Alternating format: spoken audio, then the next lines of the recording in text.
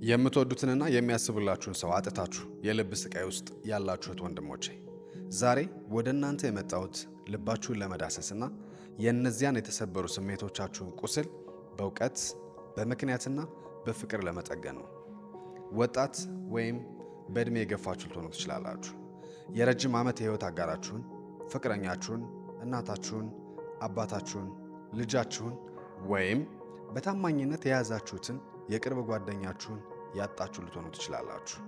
ሰውን ማጣት በሰው ልጅ ህይወት ውስጥ ከሚከሰቱ እጅግ በጣም ከባድ፣ መራራ እንዲሁም አእምሮን የሚያዝል የህይወት ፈተናዎች መካከል አንዱ ነው። በሳይንስ እንደተረጋገጠው አንድ ሰው የሚወደውን ሰው ሲያጣ በጭንቅላቱ ውስጥ የሚፈጠረው የህመም ስሜት ልክ አንድ ሰው አካላዊ ጉዳት ደርሶበት አጥንቱ ሲሰበር ከሚሰማው ህመም ጋር ተመሳሳይ የነርቭ መስመሮችን ያንቀሳቅሳል። የተለየንን ሰው ወዲያውኑ መርሳት ወይም ከህሊናችን ማጥፋት ቀላል አይደለም።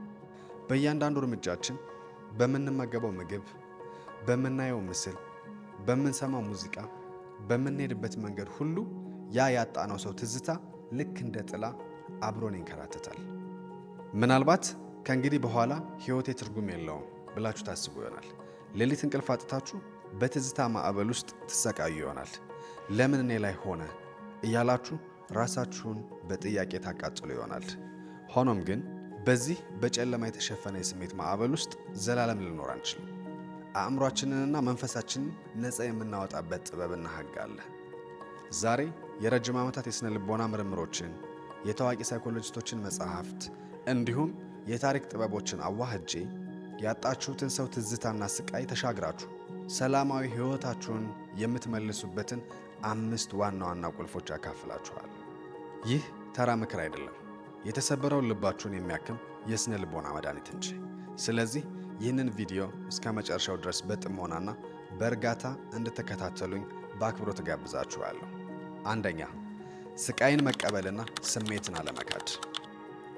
የመጀመሪያውና እጅግ በጣም መሰረታዊ ቁልፍ ያጋጠመንን ስቃይና ሐዘን ሳይሸሹና ሳያባብሉ በግልጽ መቀበል ነው። አብዛኛው ሰው ሲያጣ ወይም ሲለያይ የሚያደርገው የመጀመሪያው ትልቁ ስህተት እኔ ጠንካራ ነኝ፣ አልጎዳም፣ ምንም አልሆንም በማለት ስሜቱን ለመካድ መሞከር ነው። ወይም ደግሞ በስራ፣ በሶሻል ሚዲያ፣ በአልኮል ወይም በሌሎች አላስፈላጊ ነገሮች አእምሮውን ለማደናገር ይሮጣል። ነገር ግን የሥነ ልቦና እውነት የሚነግረን ሌላ ነው። ያልታከመና የተጨቆነ ስሜት በጭንቅላታችን ውስጥ እንደተቀበረ ቦምብ ነው። አሁን ብንሸሸው እንኳ ከጊዜ በኋላ በከባድ ድብርት፣ በአካል ህመም ወይም በከፍተኛ ጭንቀት መልክ ብቅ ማለቱ አይቀሬ ነው። ሐዘንንና ስቃይን መሸሸግ ቁስልን ሳይታከሙና ሳይታጠቡ ከስር ሸፍኖ እንደማቆየት ነው። ቁስሉ በበሰበሰ ቁጥር ህመሙ እየባሰ ይሄዳል። ስሜታችሁን አትቅበሩት። ለራሳችሁ የማዘን የማልቀስና የመጎዳት መብት ስጡት። በሥነ ልቦና ዓለም ውስጥ እጅግ የሚታወቁት ታዋቂዋ ሳይኮሎጂስት ኤልሳቤት ኩለር-ሮስ ኦን ግሪፍ ኤንድ ግሪቪንግ በተሰኘው ዓለም አቀፍ ታዋቂ መጽሐፋቸው ውስጥ እንዲህ ሲሉ ገልጸዋል። አንድ ሰው የሚወደውን ሰው ሲያጣ 5 የስሜት ደረጃዎችን ያጣል። እነሱም መካድ፣ ቁጣ፣ መደራደር፣ ድብርትና መቀበል ናቸው። መጀመሪያ ነገሩን ማመን እምቢ ይለናል። በኋላ ለምን እኔ ላይ ሆነ ብለን እንቆጣለን። ቀጥሎ ምናልባት እንዲህ አድርጌ ቢሆን ኖሮ አይለየኝም ነበር እያልን ከአእምሯችን ጋር እንደራደራለን። ከዚያም ጥልቅ የባዶነትና የድብርት ስሜት ይሸፍነናል። እነዚህ ሁሉ ስሜቶች ተፈጥሯዊ ናቸው። በእነዚህ ደረጃዎች ውስጥ ማለፍ የአእምሯችን የመንፈስ ሂደት አካል ነው። በሌላ በኩል ደግሞ ሜጋን ዲቫይን ኢትስ ኦኬ ዛት ዩ አር ኖት ኦኬ በተሰኘው ድንቅ መጽሐፏ ላይ እንደምትለው ሐዘን የሚፈታ እንቆቅልሽ አይደለም፣ የሚኖርና የሚስተናገድ የስሜት ገጠመኝ እንጂ። ማልቀስ ካለባችሁ አልቅሱ። የተሰማችሁን ስቃይ በደብተር ላይ ጻፉት። ለአንድ ለሚያስብላችሁ ሰው አውጥታችሁ ተናገሩ። እንባ የልብን ከባድ ሸክም የሚያጥብ የተፈጥሮ ማጽጃ ነው። ለራሳችሁ ርህራሄ ይኑራችሁ። በፍጥነት መርሳት አለብኝ እያላችሁ ራሳችሁን አትጫኑ። ቁስሉ ለመዳን ጊዜ ይፈልጋል። የተለየንን ሰው ለመርሳት የመጀመሪያው እርምጃ እሱ በመሄዱ የተሰማንን ጥልቅ ስቃይ ሳንፈራ ማስተናገድና አዎ ጎድቶኛል፣ ነገር ግን እድናለሁ ብሎ መቀበል ነው።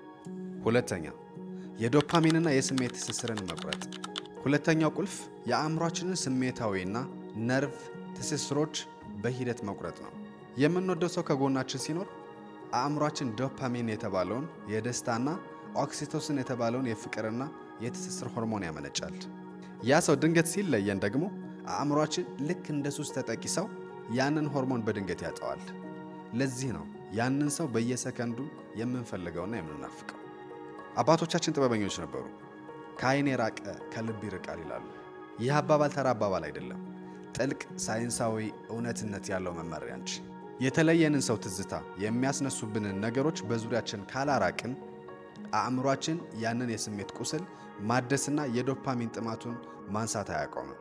ታዋቂው የሥነ ልቦና ባለሙያ ዶክተር ጋይ ዌንች ሃው ቱ ፊክስ ኤ ብሮከን ሀርት በተሰኘው በዓለም አቀፍ ደረጃ ተጽዕኖ በፈጠረው መጽሐፋቸው ላይ እንደሚሉት የተለየንን ሰው ትዝታ ለማሸነፍና አእምሮን ነፃ ለማውጣት የሱን ወይም የሷን የሶሻል ሚዲያ ገጾች አለመጎብኘት፣ ፎቶዎችን ከዓይን ማራቅ፣ የቆዩ የድምፅና የጽሑፍ መልእክቶችን አለማንበብ እንዲሁም የነበሩ ስጦታዎችን በመልካም ቦታ ማስቀመጥ ወሳኝና አስፈላጊ እርምጃ ነው። የቀደሙ ፎቶዎችን ማየት፣ በተጻፈልን መልእክት ላይ ማሰላሰል፣ ዛሬ ምን አድርጎ ይሆን ብሎ ሶሻል ሚዲያ ላይ መፈለግ ህመሙ ቁስሉ ላይ ጨው የመነስነስ ያህል ነው። ይህንን ማድረግ ያንን ሰው መጥላት ወይም መበቀል አይደለም። ነገር ግን የራሳችሁን የአእምሮ ሰላም ለመጠበቅ የምትወስዱት አስፈላጊ የሕክምና እርምጃ ነው። ትዝታዎችን በሩቅ ካላደረግናቸው ይበሉናል። የተለያችሁን ሰው መረጃ ከመሰብሰብ ራሳችሁን ሰብስቡ። አእምሯችሁ አዲሱን እውነታ እንዲቀበልና የነርቭ መስመሮቹ እንዲያርፉ እድል ስጡት። ሶስተኛ፣ የአስተሳሰብ ቅርጽን መቀየርና ታሪክን በአዲስ መልክ መጻፍ። ሶስተኛው ቁልፍ ስላጣነው ሰውና ስለ ራሳችን ሕይወት በጭንቅላታችን ውስጥ የምንነግረውን ታሪክ ሙሉ በሙሉ መቀየር ነው። አብዛኛው ሰው በከባድ ድብርት ውስጥ የሚወድቀው ሰው ስላጣ ብቻ አይደለም። ይልቁንም ስለዚያ ማጣት በጭንቅላት ውስጥ በሚፈጥረው አስተሳሰብ ምክንያት ነው። እሷ ከሌለች ሕይወቴ ባዶ ነው፣ ከእንግዲህ ደስተኛ መሆን አልችልም፣ እኔ አልታደልኩም፣ ሕይወቴ ተበላሸ የሚሉ አጥፊ ታሪኮችን በጭንቅላታችን ውስጥ ስናመላልስ ድብርቱ ይባባሳል። አባቶቻችን የወደቀ ዛፍ ምሳር ይበዛበታል ይላሉ። ባሉታዊ አስተሳሰብ ውስጥ ስንወድቅ የራሳችን አእምሮ በላያችን ላይ ተጨማሪ የጭንቀትና የሽንፈት ሸክም ይጭንብናል። የኮግኒቲቭ ቴራፒ አባት የሆኑት ዶክተር አሮን ቤክ እንዲሁም በናዚ እስር ቤት ውስጥ ከባድ ስቃይን አሳልፈው በሕይወት የተረፉት ታዋቂው ሳይኮሎጂስት ቪክቶር ፍራንክል ማን ሰርች ፎር ሚኒንግ በተሰኘው ድንቅ መጽሐፋቸው እንዳረጋገጡት ሰው በሕይወቱ የተከሰተበትን ውጫዊ ክስተት መቀየር ባይችልም ለተከሰተው ክስተት የሚሰጠውን ትርጉምና ምላሽ ግን የመምረጥ ሙሉ ነፃነት አለው። ታሪካችሁን ቀይሩ።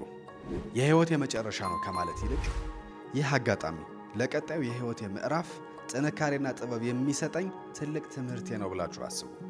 አጣሁት ብላችሁ ከማዘን ይልቅ ስላሳለፍነው ጥሩ ጊዜ አመሰግናለሁ፣ አሁን ግን ወደ አዲሱ የሕይወት ምዕራፍ ይራመዳለሁ በሉ። አንድ በር ሲዘጋ ሌላ በር ይከፈታል። ነገር ግን አብዛኛው ሰው የተዘጋውን በር እያየ ስለሚያለቅስ የተከፈተለትን አዲስ ዕድል ማየት አይችልም። ያጣችሁትን ሰው በፍቅርና በይቅርታ ልቀቁት። ይቅር ማለት ያንን ሰው ለማቅለል አይደለም፣ የራሳችሁን አእምሮ ከእስር ቤት ለማውጣት እንጂ። አራተኛ፣ ትኩረትን ወደ ራስ እድገትና አዳዲስ ልማዶች መመለስ። አራተኛው ቁልፍ ይህንን የተሰበረ ስሜት ወደ አዎንታዊ ጉልበት ቀይሮ ሙሉ ትኩረትን ወደ ራስ እድገትና አዳዲስ ልማዶች ማድረግ ነው። አንድን ሰው ስናጣ የማንነታችንን ትልቅ አካል ያጣን ያህል ይሰማናል። ምክንያቱም ማንነታችንን በዚያ ሰው ላይ ገንብተነው ነበር። ነገር ግን ማወቅ ያለባችሁ እውነት ሕይወታችሁ በሱ ወይም በሷ ብቻ የተገደበ አልነበረም። ከሱ በፊትም የራሳችሁ ህልም፣ ማንነትና ውበት ነበራችሁ። አስታውሱ፣ ከዛፍ የወደቀ ቅጠልን ነፋስ ይወስደዋል። ራሳችሁን ባዶ አድርጋችሁ ከተዋችሁ የሐዘንና የትዝታ ነፋስ ወዲያና ወዲህ ያላጋችኋል። በራሳችሁ ሕይወት ላይ ባለቤት መሆን አለባችሁ። በታዋቂው የሥነ ልቦና መጽሐፍ አቶሚክ ሃቢትስ ደራሲ ጄምስ ክሊር እንደሚያስተምረው የሰዎችን አእምሮና ማንነት ሙሉ በሙሉ የሚቀይረው አዳዲስ ትንንሽ ልማዶችን በየቀኑ መገንባት ነው። አእምሯችሁ በሐዘን እንዳይያዝ አዳዲስ ተግባራትን ስጡት። ስፖርት መስራት ጀምሩ። አዳዲስ መጽሐፍትን አንብቡ። አዳዲስ ቋንቋዎችን ወይም ክህሎቶችን ተማሩ። ሰውነታችሁና አእምሯችሁን በጎ ነገሮችን መግቡት። በየቀኑ ጠዋት ስትነቁ ዛሬ ለራሴ እድገት ምን ላድርግ ብላችሁ ጠይቁ። ቀስ በቀስ በየቀኑ የምታደርጓቸው ትንንሽ አዎንታዊ እርምጃዎች የጠፋውን በራስ የመተማመን መንፈሳችሁን ይመልሱታል። ትኩረታችሁን በራሳችሁ እድገት ላይ ስታደርጉ አእምሯችሁ የቀደመውን ስቃይ ትቶ በአዲሱ ማንነታችሁ ላይ ማተኮር ይጀምራል። አምስተኛ ከአካባቢና ከማህበረሰብ ጋር መገናኘት። አምስተኛውና የመጨረሻው ቁልፍ ራሳችሁን ከብቸኝነት ማውጣት፣ ከሰዎች ጋር መገናኘትና ከትልቅ ዓላማ ጋር መያያዝ ነው። በከባድ ሐዘንና ድብርት ውስጥ ያለ ሰው የሚሰራው ትልቁ ስህተት ራሱን ማግለል ነው። ክፍል ውስጥ መቆለፍ፣ ከሰዎች መሸሽ፣ ብቸኛ መሆንን ይመርጣል። ነገር ግን ብቸኝነት ለሐዘን፣ ለጭንቀትና ለድብርት ትልቅ ማዳበሪያ ነው። ኢትዮጵያውያን አባቶች ድር ቢያብር አንበሳ ያስር ይላሉ።